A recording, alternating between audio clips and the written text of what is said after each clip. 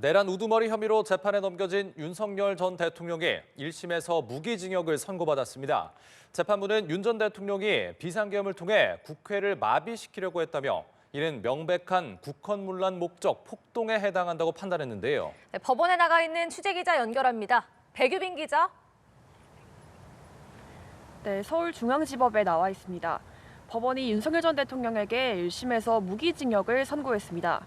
비상계엄이 선포된 지 443일 만으로 전두환 전 대통령 이후 내란 혐의로 무기징역을 선고받은 두 번째 대통령이 됐는데요.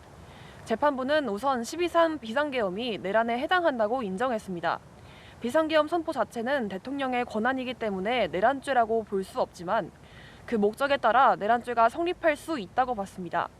국회의 권한을 침해하기 위한 국헌문란 목적으로 계엄을 선포한 것이라면 내란에 해당한다는 의미인데요. 특히 군을 국회로 보낸 것이 핵심이란 점을 수차례 강조하며 무력을 동원해서라도 국회를 제압해야겠다고 결심했기 때문에 계엄을 선포했다는 게 실체에 부합한다고 강조했습니다.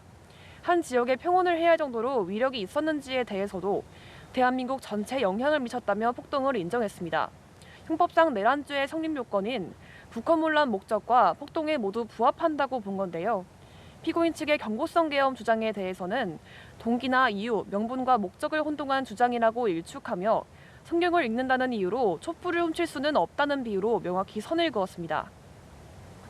네, 오늘 판결의 쟁점과 법리 판단에 대해서도 설명해 주시죠. 네, 재판부는 검찰과 공수처의 내란죄 수사권을 모두 인정했습니다. 우선 헌법에 명시된 대통령의 불소추 특권이 수사까지는 포함하지 않는다고 판단했는데요. 당시 대통령 신분이라 해도 수사에 착수할 수 있고 직권남용 등의 혐의를 수사하는 과정에서 연관이 있는 내란 혐의는 검찰과 공수처 모두 수사할 수 있다고 봤습니다.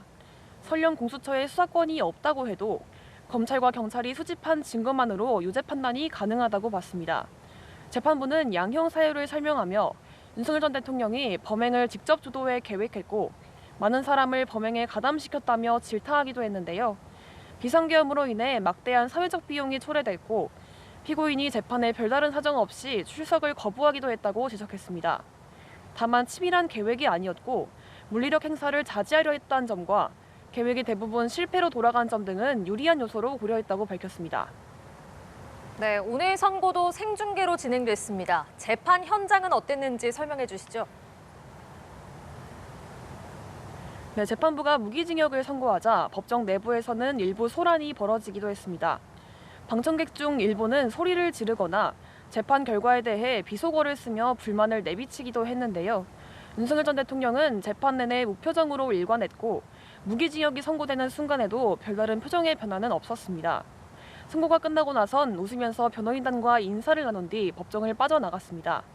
선고 이후 변호인단 측은 재판 결과에 대해 특검이 정한 결론대로 선고가 나왔다며 반발했는데요. 내란 특검 측은 의미 있는 판결에 감사하다면서도 사실 인정과 양형 부분에 상당한 아쉬움이 있다며 항소 여부를 검토해보겠다고 밝혔습니다. 네, 다른 피고인들에 대한 선고 결과도 전해주시죠. 네, 재판부는 김용현 전 장관과 노상원 전 사령관에 대해 각각 징역 30년과 징역 18년을 선고했습니다. 두 사람이 비상계엄 선포 과정에 깊숙이 가담하고 옆에서 조장한 측면이 있다고 봤는데요.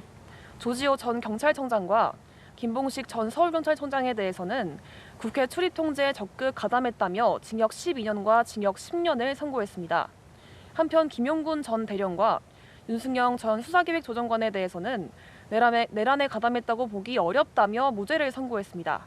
지금까지 서울중앙지법에서 연합뉴스TV 백유빈입니다.